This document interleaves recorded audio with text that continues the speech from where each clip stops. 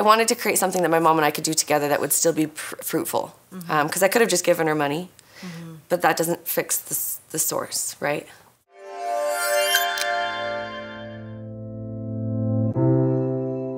Every life leaves a trail of lessons. Join me as we interview the most amazing people. The Conversation. So let's get started. You were just sharing with me a defining moment. So there's been multiple defining moments in your life, right? Yeah.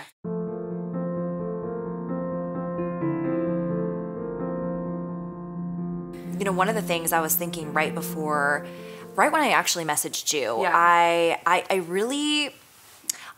want to honor your mom. Yeah. Because, and I might get emotional, and then my like fake eyelashes will come out. I want to honor your mom because here's the thing, is that there's a lesson in every story. Yeah. There's a lesson in every story if we look for it. There's darkness in every story. There's beauty and light in every single story. Right. And your mom left a legacy, and that legacy's you. Yeah. You're her legacy. Yeah. And like you're one of the most bright and shiny individuals I've ever met because you've never given up on yourself, ever. No. Even when like you were pissed at that guy that was like, yo, you keep acting like that, you know, and you didn't, because some people would have just been like, hey, F you. Right. Like, this is who I am. And you decided to take that mirror and change.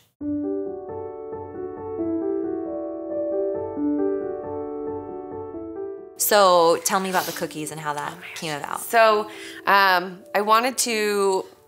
I like being creative. I like artsy things. I liked baking. And I'd been watching these girls create these cookies, and I figured there's got to be a market for it, right, somewhere. And I wanted something to do that wasn't just real estate. I was actually on a family walk with my bonus son and my husband, and he's like, what would you do if you didn't do real estate? What business would you create? And I thought it would be something tied with fitness or training or something. Yeah. And I'm like, no, I mean, that's a passion that I have for myself, though not something I would ever want to do for money. And I was like, I would start a cookie company.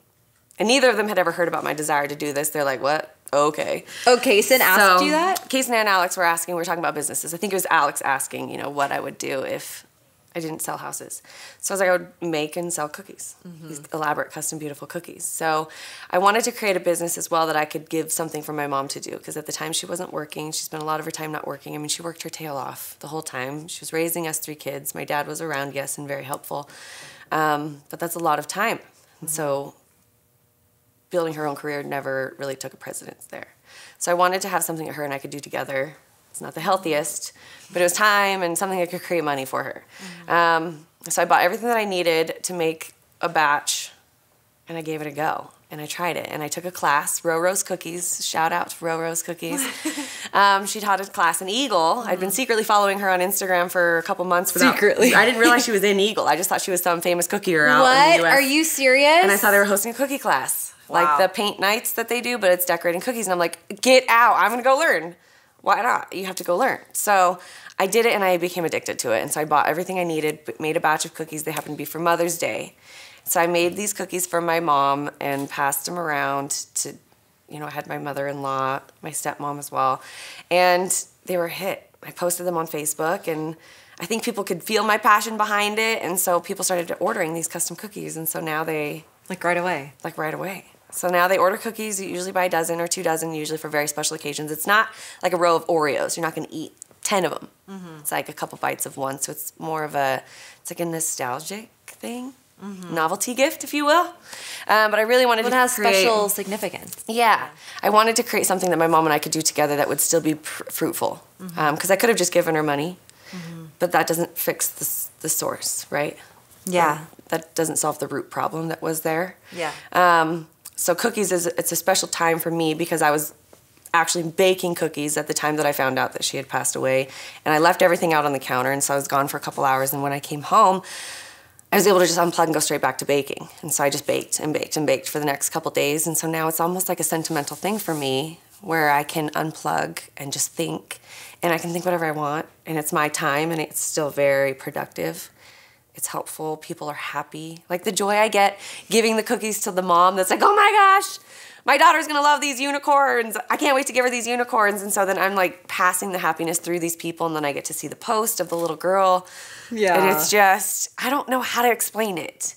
It's a little tiny stinking cookie, but it creates this magical memory for people that I feel like it's little packages of joy, as cheesy as that sounds. It doesn't sound cheesy at all. And they are little packages of joy. And I've been following your cookie journey. And they, even just seeing the pictures of them give me joy. Yes.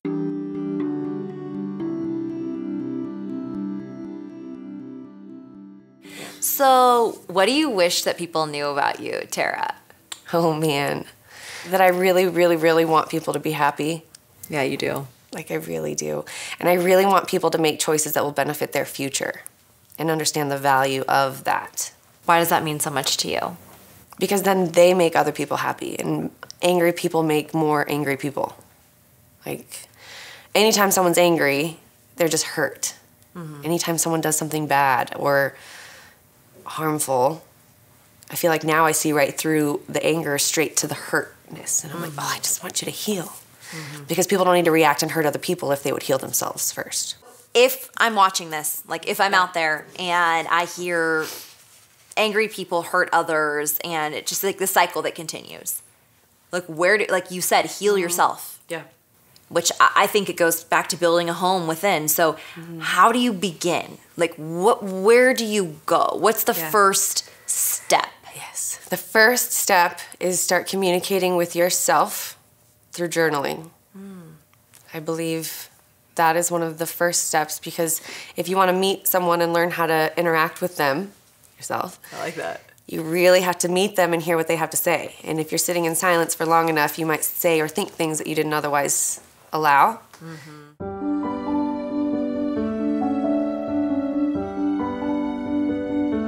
So finding yourself through a journal, getting to know yourself. Yes. And you said that listening the silence to who you are. So I journaled. I'd been learning through Bold to journal, and it felt forced. You know, what do you talk about? It felt weird, like a little girl diary.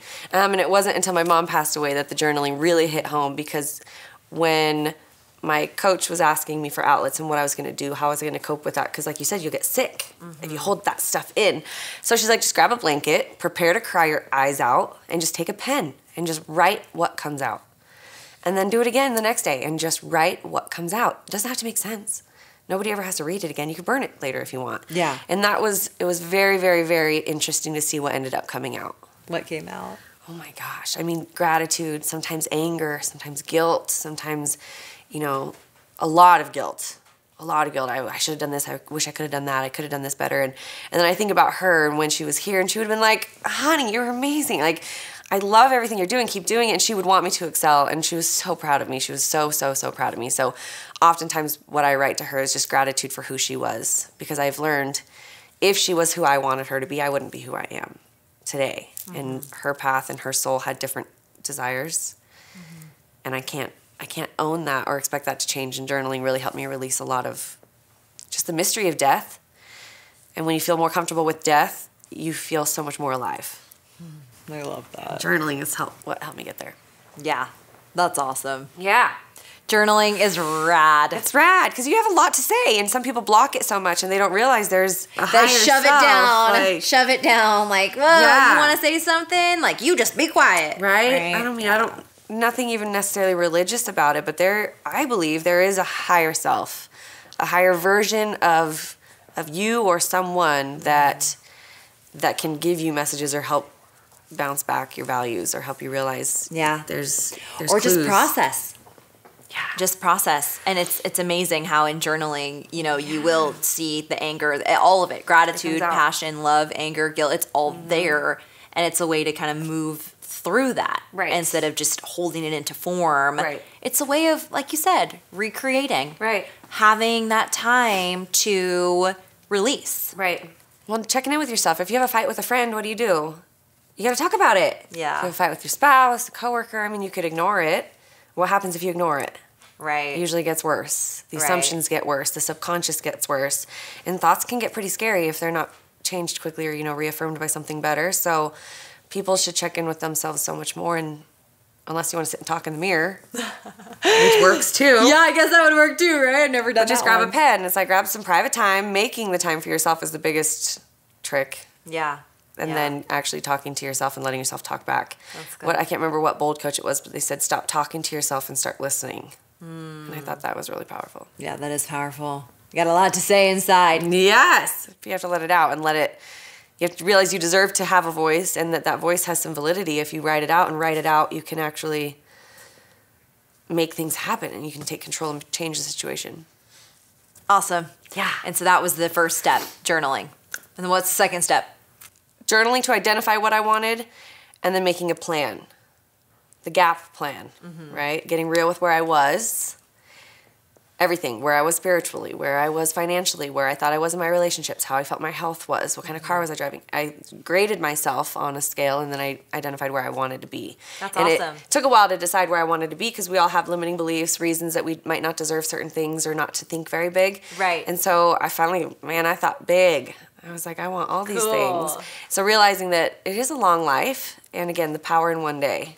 Power of one day. If you just realize where do you want to end up, the time is going to pass anyway. Right. What could I do to get there fastest? And you can never get there faster than what you can do in one day. I love that. As do somebody who loves to go fast, I'm just like, I hate it and I loved that at the Yeah. same time. Like, love, hate. What did Totally. you say? Like, you can never get there faster than one day. Than one day at a time. Dude, that's gold. Yeah. People are like, I want a farm. It's like, hey, well, you can't plant the seeds and get corn today. But what you can do is you can go and buy your farm. And then tomorrow, you can wake up and it'll be today. And then your one thing might change and then you might plant your seeds. And then it's a process. And you can't go faster than each day. Same thing with fitness. You can't jump onto a fitness stage one day after deciding. You have to show up for yourself every single day with a clear path of what is the goal and the intention and why. You're awesome. Thank you. You are so awesome. I love it. Tara Heinz, yes, yes, yes, there is power in the one day. Oh my goodness. So as always, the best conversations happen down below in the comments. I want to know, what did you think about journaling? Do you journal? What's your journaling practice? And live that one day on purpose for yourself.